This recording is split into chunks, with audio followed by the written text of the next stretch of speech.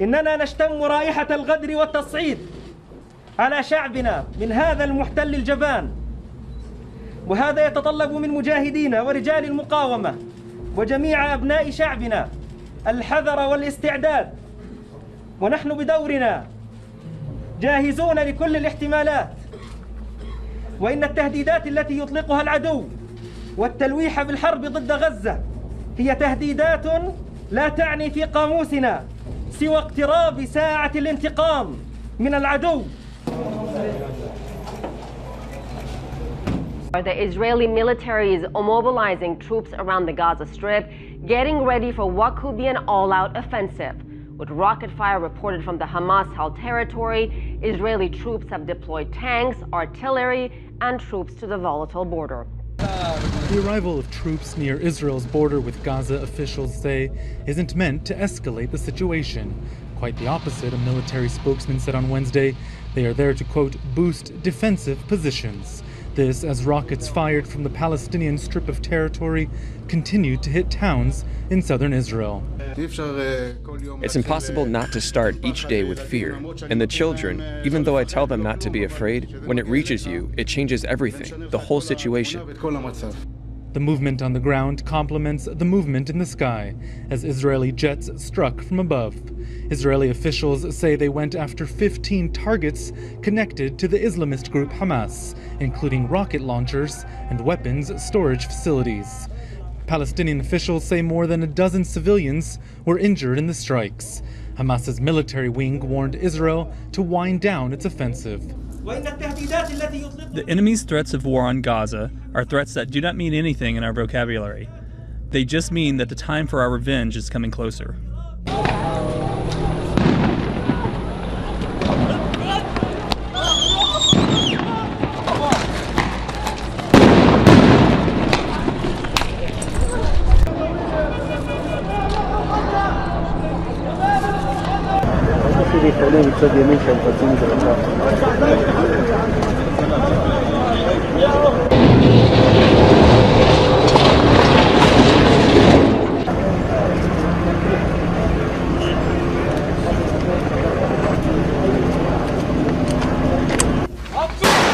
It was the second day of fierce riots. Palestinian youths threw rocks and Molotov cocktails and running street battles with Israeli soldiers.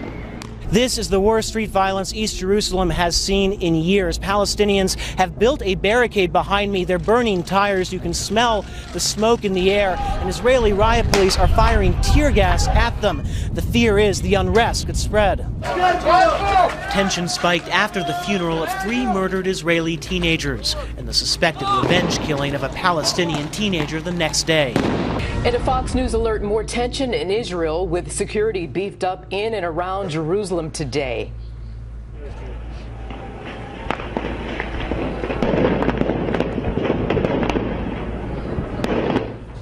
Tear gas fired on Palestinian demonstrators after days of protests ahead of the funeral for a Palestinian teenager which was just held. The boy's body was found after he was kidnapped near his home in East Jerusalem. Palestinians believe it was a revenge attack for the deaths of 3 Israeli teens whose bodies were found this week in the West Bank. David Lee Miller live in Jerusalem with the latest, and we've been hearing explosions and what sounds like gunfire. David, what's going on?